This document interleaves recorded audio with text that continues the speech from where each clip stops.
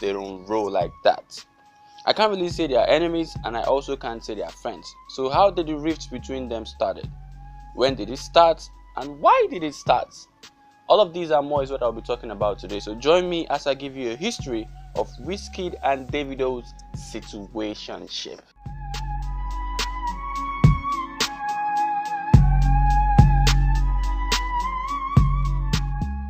Now, the first factor that is responsible for Wizkid and Davido's inability to sync is because they had very different upbringings. Of course, we all had different upbringings, but I'm talking about the class gap.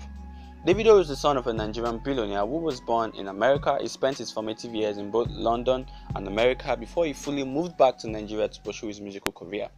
While Wizkid was born and brought up in Ojuelegba Surulere in Lagos. Now, back in the day, the idea of classism, or what we popularly call Ajepako and Ajebota, was very predominant in Nigeria. And there is always a tension whenever rich kids and kids from the middle or lower class meet. The kids from the lower class always want to prove that they are street smart, they are stronger, and as such they should be given some form of respect. While the rich kids either try to prove that they are equally street smart, or they embrace their truth and let the street kids lead the streets. Now, Davido, however, falls in the category of rich kids who prefer to be identified as a street kid, and someone who shares the same struggles with the street kids. Now, listen to these lines from his debut single Back When and his 2015 collaborations with Meek Mill. Back when I was broke, nobody wanted to close you. All the girls they tell me no, because I don't get motive. I remember when them girls know they come around. I remember when I had no money in my bank account. Now, that is not the narrative of a rich kid, so Davido prefers to identify with the story of the not rich kids. Now let's get into a bit of history. In 2010, Wizkid released 3 singles, Holla at Your Boy, Tease Me and Don't Do, which gathered so much momentum and shot him straight to the league of A-list artists.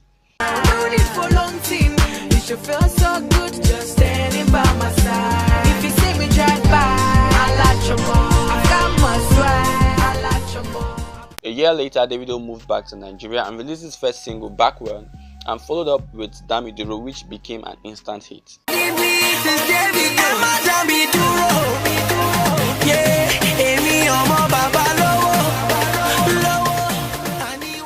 Now, if you notice closely, there's always been a 1-year gap between these two heavyweights.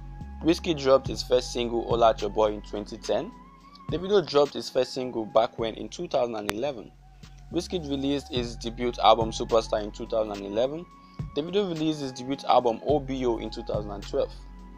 Wizkid won the critically acclaimed Eddie's Next Rated Award in 2011, while Davido won the same award in 2012. However, from 2011 to 2013, Wizkid and Davido were very cool with each other. They spent time in the studio together. They performed together at the EME Baddest concert in 2012, and Davido used to refer to Wizkid as someone he respects. What is your relationship with Wizkid? Like when I first started, of course, because I was always a big fan. You understand? So meeting for the first time, I was like, I'm a big fan, blah blah blah. Hear my work, hear they were like, nice. You understand? Then I blew up or whatever. Then rolling together, and people just see these two young guys, closing all the shows, doing all the shows, packing all the money. Then they start talking. You understand? When you have people around us, probably trying to fuel negativity and stuff like that, but there's no problem whatsoever at all. You've never had an issue with Wizkid? Never. Not at all? Never. So what happened to the love and respect they had for each other? From the instant Davido blew up, fans and the media began to compare them, obviously because they were both young and they had the biggest songs and they appealed to the same audience. Show promoters and event organizers always had to decide who to book for events between the both of them. Corporate bodies always had to decide who to consider for endorsement roles between the both of them. And of course, the female audience always had to decide who is more handsome and hotter between the both of them. All of this comparison caused a lot of tension between them because it simply meant that the one with the song of the moment had the better chances of snatching every opportunity that was available. So it became a battle for survival. They both, however, tried to manage the tension until 2014 when they had their first public rift. Around that time, Wizkid was having a concert in New York, and in a bid to promote his event, he posted a picture on Instagram saying, "We do proper shows and proper venue." According to Wizkid, it was a honest post, but Davido considered it a shade that was aimed at him, so he reacted on Twitter.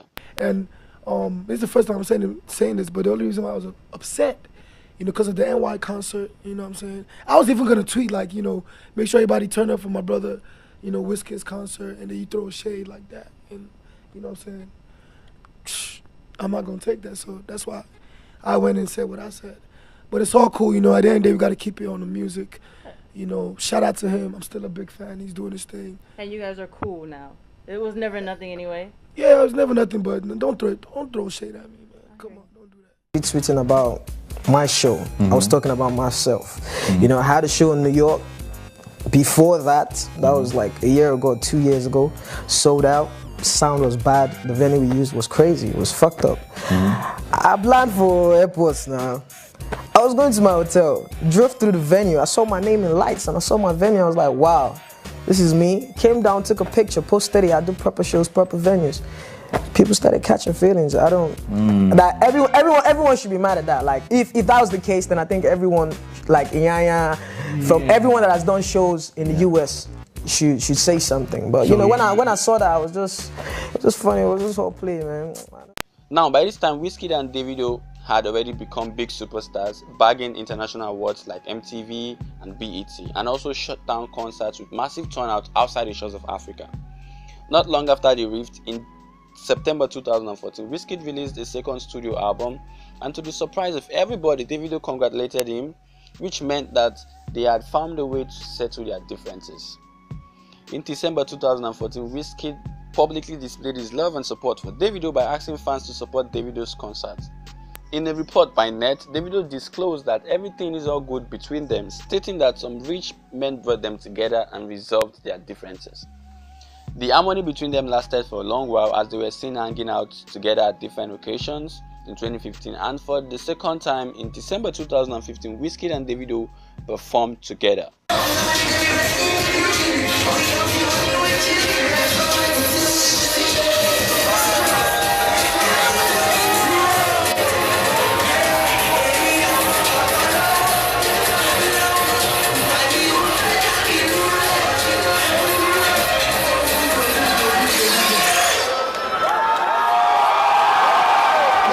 That piece lasted for a while until the battle for international domination started.